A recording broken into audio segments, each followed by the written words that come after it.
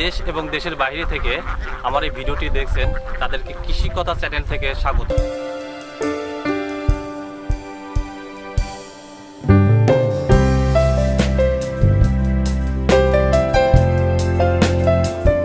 আপনি তো এই হাঁসগুলো খোলা আকাশের নিচে রাখছেন, এই হাঁসগুলো আপনি কিভাবে পালন করেন?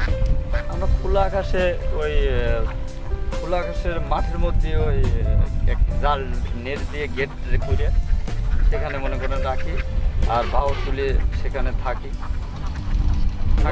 দিনের বেলাতে এরকম পানিতে দর্শক মন্ডলী উনি বলছে যে গেট দিয়ে হাঁসগুলা ধরে রাখি। গেটটা হচ্ছে নেট দিয়ে বেড়ার সিস্টেম, চারপাশ দিয়ে বেড়া দেওয়া এবং একটা পথ রাখা এবং যেখানে হাঁসগুলা উনি রাখে এবং চারপাশে বেড়া দেওয়ার পরে গেটটা আটকায় দিয়ে উনি রাখে।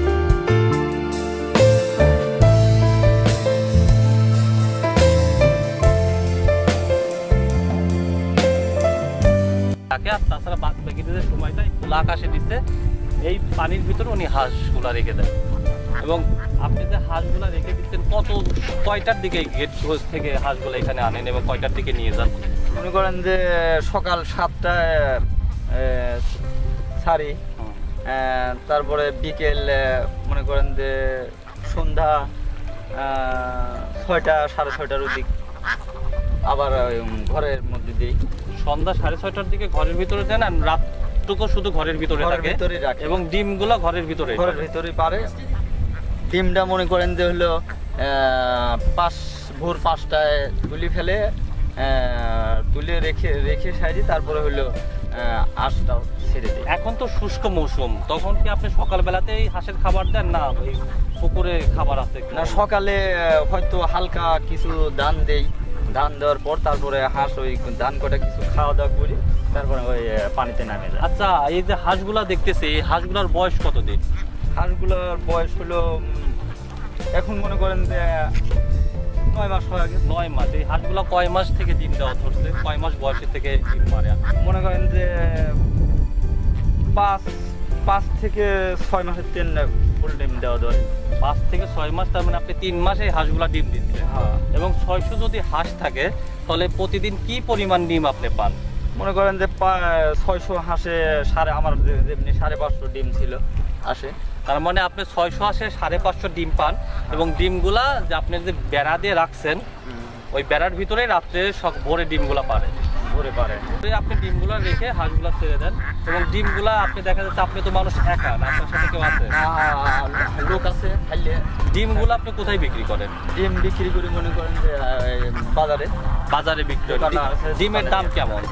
ডিমের দাম মনে করেন 1100 উপর 1100 বাজার। এখন নিম্ন পদ মনে করেন যে 930 টাকা সহ। আচ্ছা, 930 টাকা সহ, তার মানে বাজারটা হচ্ছে 900 থেকে 1100-র ভিতরে আপ ডাউন করতে। এবং এভাবে দেখা যাচ্ছে যে বছরে যদি আপনি 900 থেকে 1100 টাকা বিক্রি করেন তাহলে 600 হাঁসে আপনি বছরে প্রায় কত টাকা ডিম বিক্রি করেন? মনে করেন মাসে দিন যদি 5000 হয়, মাসে 1.5 লাখ টাকা কামাই হয়। 600 আছে 1.5 লাখ টাকা। এখন মাসে শুষ্ক মৌসুম চলতেছে, আমরা জানি যে সাধারণত হাঁসগুলো যে পানিতে থাকে এবং ওদের খাবারগুলো ওরা নিজেরা সংগ্রহ করে, সেই উপায় তো না। এখন বর্তমানে প্রতিদিন কি পরিমাণে খাবার দিচ্ছেন, কত টাকার খাবার দিচ্ছেন? এখন মনে করেন যে 600 হাঁসে হয়তো 2 মণ ধান লাগে প্রতিদিন।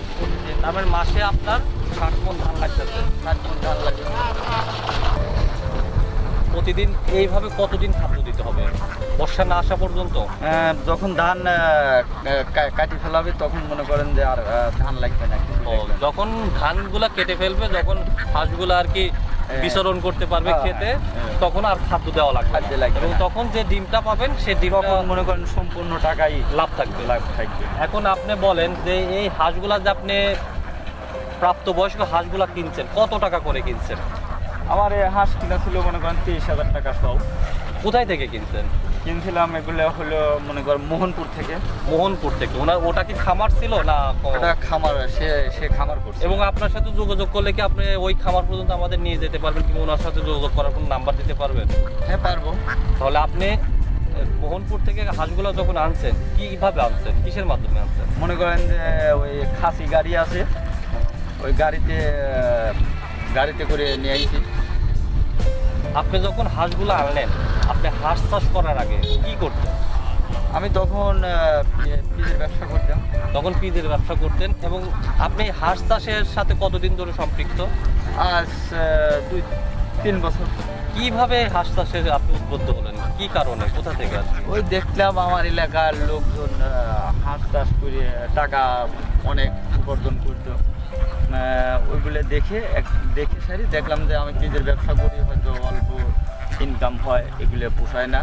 তখন আমি যে হাঁস চাষে নাচলাম। তার মানে আপনি আপনার পাশের বাড়ি কিংবা আপনার এলাকার লোকজনের দেখে উদ্বুদ্ধ হয়ে নিজেই হাঁস চাষের সাথে সম্পৃক্ত। কতদিন ধরে আছেন? আজ 3 বছর। আজ 3 বছর। আচ্ছা, বর্তমানে যে হাঁসগুলো আপনি 400 টাকা করে কিনে আনছেন, যখন ডিম শেষ হবে, অর্থাৎ হাঁসের বয়স যখন আপনার 2.5 বছর পার হবে, তখন এই হাঁসগুলা মাংস দর হিসাবে বিক্রি করবেন, কত টাকা করে বিক্রি করতে পারবেন? তখন তাও মনে করেন যে 300-350 টাকা পিস বেচা যাবে। তার মানে আপনি 2.5 বছর বিক্রি করার পরে প্রতিটা হাঁসে 100 টাকা করে আপনার ক্ষতি হবে। আপনি তার মানে 2.5 বছর এই হাঁস থেকে ডিম উৎপাদন করার পরে যখন মাংসর দর হিসাবে বিক্রি করবেন, তখন 100 টাকা লসে 300 টাকা করে বিক্রি করবেন। এবং আপনি 2.5 বছরে সাধারণত বছরে আপনি কত টাকা ডিম বিক্রি করেন বছরে? হ্যাঁ, তো মনে করেন যে হয়তো 17 লাখ 18 লাখ হয়। 17 লাখ 18 লাখ এই যাবৎ আপনার প্রতি বছরে ডিমের উৎপাদনের পিছনে, হাঁসের পিছনে, হাঁসের খাদ্যর পিছনে এবং এর যে রক্ষণাবেক্ষণের পিছনে যে লোক জনবল দরকার আছে, কত টাকা খরচ হয়? হয়তো 8 থেকে 9 লাখ 8 থেকে 9 লাখ টাকা খরচ হয়, এবং আপনি 11 লাখ বাঁচে। 10 লাখ 11 লাখ টাকা বাঁচে। এবং আপনি যে হাঁসগুলো ডিমগুলো উৎপাদন করছেন, এই প্রাপ্তবয়স্ক হাঁসের কোনো কি বড় ধরনের অসুখ বিসুখ আছে? হ্যাঁ হয়। কি ধরনের অসুখ হইতে পারে? দেখা যায় যে হাঁস পালতেছে, খাচ্ছে, হয়তো হুট করে খাচ্ছে না, ধান খাচ্ছে না, গার পুঁজা হয়তো বসে আছে। এক্ষেত্রে কি আপনারা নিজেরাই ট্রিটমেন্ট করেন, না কোনো ডাক্তার কিংবা কোথাও কারো কাছ থেকে পরামর্শ নেওয়ার, উপজেলা কিংবা থানা?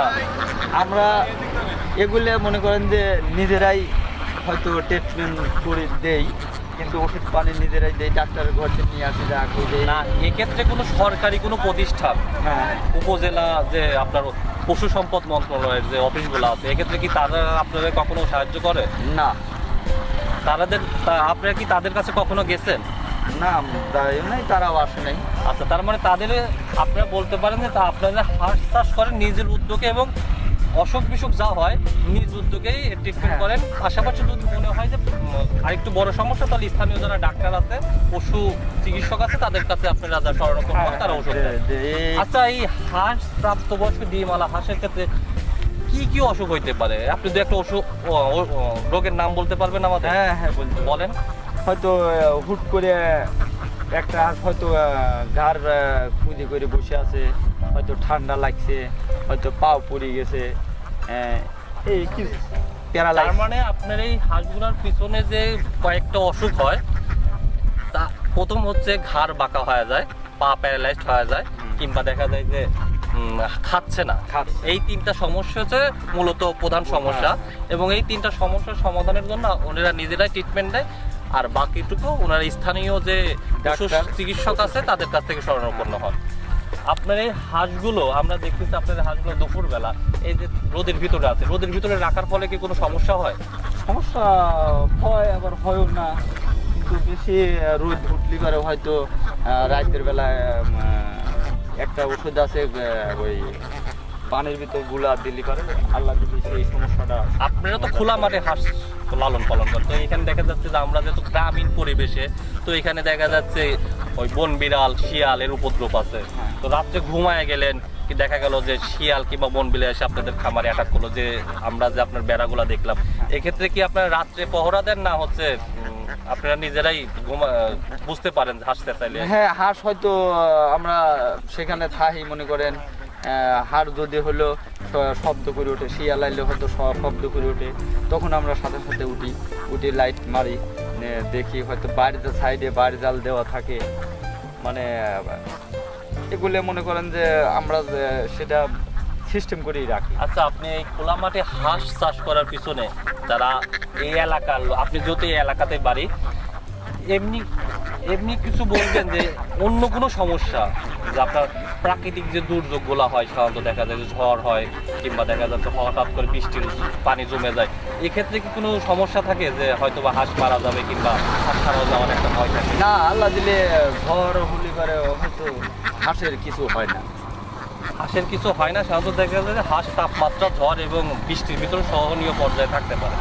এখন আপনি আমাদের বলবেন যে এই হাঁসগুলা বর্তমানে যে ডিম দেয়, এই ডিমগুলা বিক্রি করার পরে যে আপনি শুষ্ক মৌসুমে যে পরিমাণ ব্যয় করেন, এই টাকা খাদ্যর টাকা এবং ডিমের টাকা সমপর্যায়ে থাকে।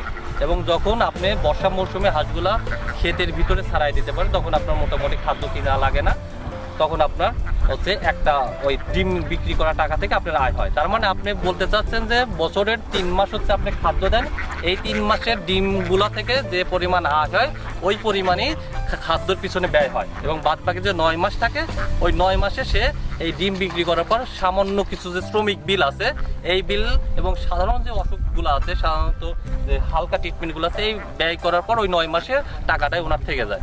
তো হারুন ভাই, আপনি এই হাঁস চাষ করার পিছনে এবং হাঁস চাষ সফলভাবে খামারি হওয়ার পিছনে আপনার ফ্যামিলি কিংবা আপনার কোনো বন্ধু বান্ধব আপনাকে উৎসাহ দিয়েছে কখনো? হ্যাঁ, আমি যখন পিজের ব্যবসা করতাম তখন আমার এক বন্ধু ছিল, বললো যে চল আমি হাঁসের ব্যবসা করি, 1 বছরে 2টি ঘর দিছি, 5 লাখ টাকা গুছাইছি, চল হাঁসের ব্যবসা করি। আমি এই হিসাবে হাঁস কিনেছি। শুধু দর্শক মণ্ডলী, আমাদের কৃষিকথা চ্যানেল থেকে আমরা গ্রাম বাংলার অর্থনীতিতে এটাই বোঝাতে চেয়েছি যে একজন মানুষ, আমার হারুন ভাই, যে একজন সফল খামারি, বর্তমানে সে খামার থেকে প্রতি বছর 500-600 হাঁস থেকে প্রায় 18 লক্ষ টাকা ডিম বিক্রি করে, এবং এর পিছনে ব্যয় বাবদ প্রতি বছর 8 থেকে 9 লাখ টাকা খরচ হয়। বাদ বাকি যে 9 লক্ষ টাকা বাজে, উনি 9 লক্ষ টাকা প্রতি বছর এখান থেকে আয় করে, এবং বর্তমানে সে অর্থনৈতিকভাবে খুবই স্বাবলম্বী। আমরা আমাদের চ্যানেলের মাধ্যমে সারা বাংলাদেশ এবং যারা দেশের বাইরে আছেন তাদেরকে একটা বার্তাই দিতে চাচ্ছি যে স্বনির্ভর পেশা। আমার হারুন ভাই একজন উদাহরণ। হারুন ভাই নিজে এই হাঁসের খামার করে বর্তমান সময়ে বছরে 9 লাখ টাকা ইনকাম করে, এবং যেটা সম্ভব হয়েছে অল্প পরিশ্রম, অল্প পুঁজির মাধ্যমে। এবং এই চাষে এবং এই খামারের যে ব্যয় এবং যে ব্যবসায়ের ঝুঁকি, সে ঝুঁকিটাও কম। তো আমরা এটাই বলবো যে যারা হাঁস চাষে উদ্বুদ্ধ হতে চান, যারা খামারি হতে চান, তাহলে আমাদের হারুন ভাই এবং আমাদের সাথে যোগাযোগ করেন, এবং আমরা আপনাদের চেষ্টা করব এবং হারুন ভাইয়ের মাধ্যমে চেষ্টা করব যে খামার দেওয়ার পিছনে ডিম পাড়া হাঁস কিভাবে আপনি সংরক্ষণ করবেন এবং কিভাবে এর খাদ্য লালন পালন করবেন সেই বিষয়ে যথাযথ পরামর্শ দেওয়ার চেষ্টা করব। সকলে ভালো থাকবেন, এবং আমাদের ভিডিওটিতে অবশ্যই লাইক দিবেন এবং অবশ্যই আমাদের চ্যানেলটাকে সাবস্ক্রাইব করবেন। ধন্যবাদ সকলকে।